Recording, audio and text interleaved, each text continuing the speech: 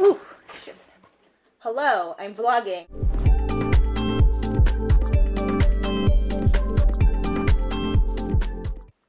Hello. All right, here we go. Reading vlog number 2. What all am I reading?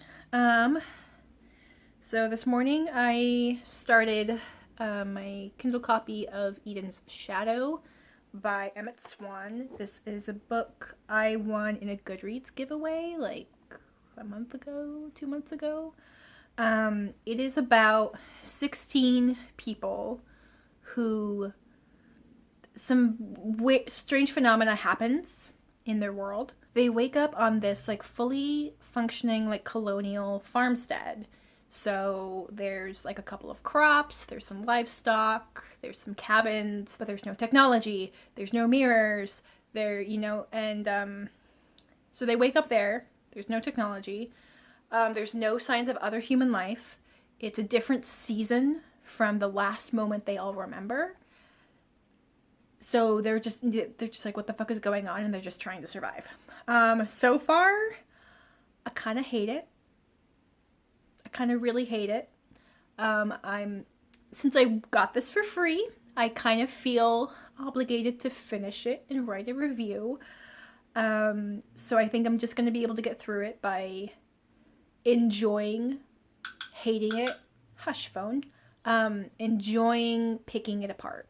But I'm about a quarter of the way in and we just encountered a phenomena that might be related to how they got here and what's going on. So fingers crossed that that's going to be something that I like and is interesting and is kind of like a little life raft that I cling to. So anyway, but for the moment I'm going to take a break from that and then I'm going to continue on with The Reason I Jump. This is by Naoki Higashida. With translation by K.A. Yoshida and David Mitchell. So Naoki Higashida is, at the time that he wrote this, he was 13 years old, and he is a non-verbal autistic person. And the description is the inner voice of a 13-year-old boy with autism.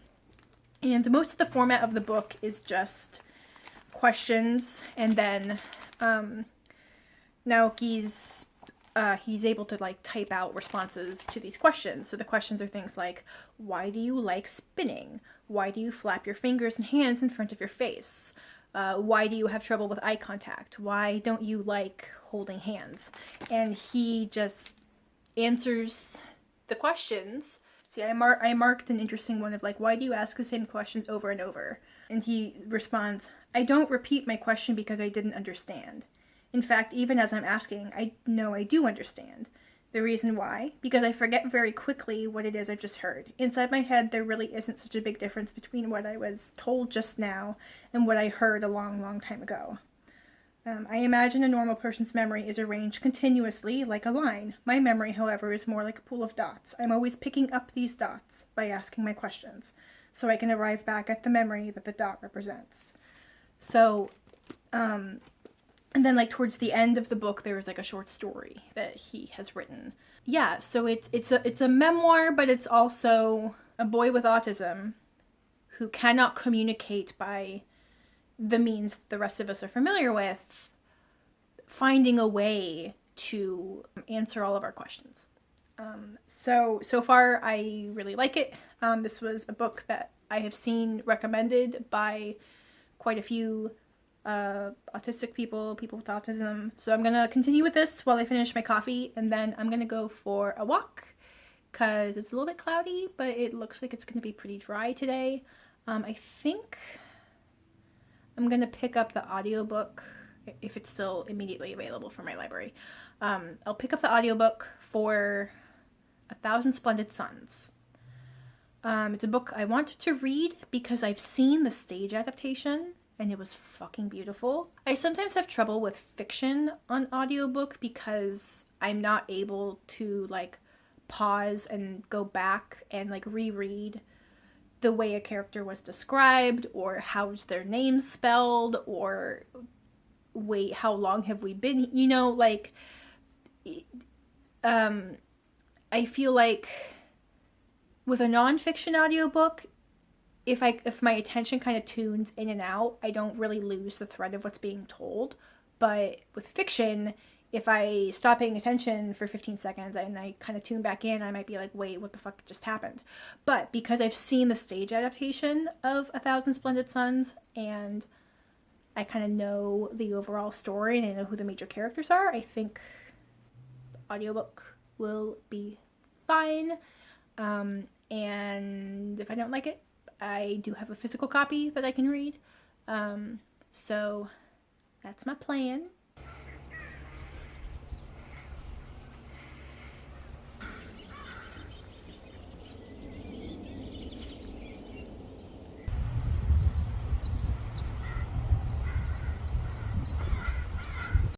Hello. Okay. I'm back from my walk. I've been continuing my audiobook while I do some dishes, and then I have my laptop open because Jurassic Reads is doing her reading sprint, so then I pop on to like chat a little bit. So I ended up checking out a different audiobook because the one I was thinking of actually wasn't available right away, and I'm trying to find audiobooks of books that are on my physical TBR so I can kind of get through them. So I picked up The Tale Teller by Anne Hillerman. This is a book that I actually got from my mother-in-law to be, and I kind of wanted to read it so I can get a sense of what is she like in her like mystery PI investigation books. It's fine.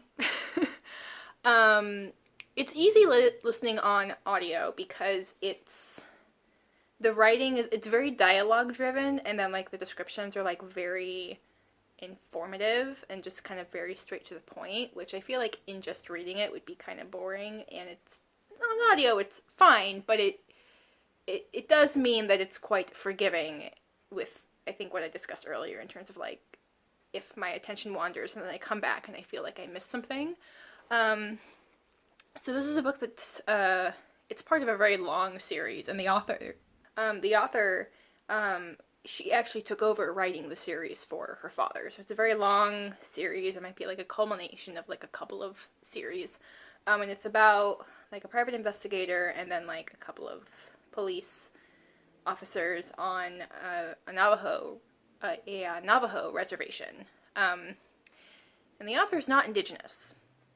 Now the book is definitely heavily researched. Like I've heard like these authors their work is very heavily researched, and I feel like they've gotten some awards or something for the cultural acknowledgement in their books. I don't know, I need to look into it. So there is a lot of like history and like cultural details and details about like police proceedings and stuff. And it's interesting, but it's very like impersonal. It's very much just like the details are like relevant just because like ooh shit. Hello, I'm vlogging and now I just jumped. Hi. Come in. Sorry, my partner came home and startled me. Anyway, I was saying the book is like heavily researched, well researched, but it's very gentle. You know, they'll like acknowledge the Trail of Tears, but they won't like, it's done in a way that's not gonna make anyone too uncomfortable. The walk was nice. Everything's blooming. It makes my eyes itch, but it's pretty. I found a park I think I haven't been to yet, and no, I have been to it, but I came at it from a different direction, and I saw some ducks. Back to dishes, and probably chicken tomorrow. Hello. So it's the next day. It's Friday. I got to like 60% of the audiobook for The Tale Teller.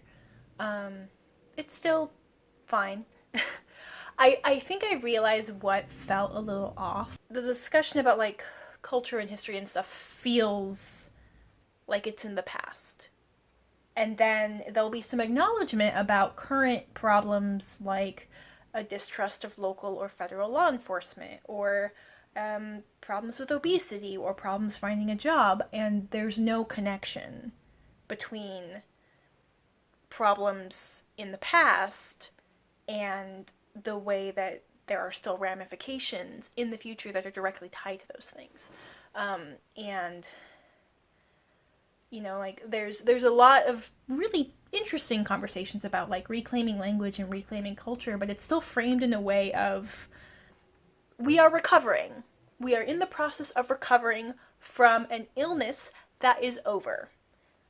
It never explicitly says that like this stuff is over, but like that tone is, I think, what feels off about it to me. Anyway, but you know, it's like a combination like murder mystery, investigative mystery, and at this point, I'm like, okay, what happened? Who done it? I want to know. I finished The Reason I Jump. I mean, this thing took me like 3 hours to read. It's very, very short. It's beautiful. This kid can write. I don't think he's a kid anymore. But it's beautiful. I have some thoughts about the intro. The intro is written by another guy who is a published author, and he is someone who has kind of fostered getting this book translated into English. But his tone, there must be a phrase for white saviorism, but ableist. Because, like, the way he describes, like, oh my god, this is so amazing, and it's so insightful, and, like, there's such a brilliant mind trapped behind this condition, and, like, it's just, like, it's well-meaning. And the author does have, a non-speaking autistic child. Wait, are they non-speaking? They have an autistic child. So, like, that's kind of like introductions author's connection to this, but it still feels like that's not where the value of the book is. I want to read you a short passage. Hold on, can I do this one-handed? I want to read you this passage. It's just like 2 little paragraphs. Question 58. What are your thoughts on autism itself? I think that people with autism are born outside the regime of civilization. Sure, this is just my own made-up theory. But I think that, as a result of all the killings in the world and the selfish planet wrecking that humanity has committed, a deep sense of crisis exists. Autism has somehow arisen out of all of this. Although people with autism look like other people physically, we are in fact very different in many ways. We are more like travelers from the distant, distant past. And if, by our being here, we could help the people of the world remember what truly matters for the earth, that would give us quite a pleasure. What a beautiful sentiment. So I don't want anyone to take from that like autism is like this punishment for human beings for it being awful, or that like autistic people are here for our benefit, for like us neurotypicals to learn from. But I think, so my takeaway from that is what people with mental disabilities, learning disabilities, other chronic conditions, what they require is patience and empathy and critical thinking, to be able to really pay attention to their needs and meet them. And I think if we as individuals, and also we as a society, were to put those aspects at the forefront, those would be the tools that would help us address any problem. Yeah, I highly recommend, just if you just want like a little bit of an insight into what goes on in the mind of somebody with autism. Fantastic. Now on to the other thing that I'm still reading, Eden's Shadow.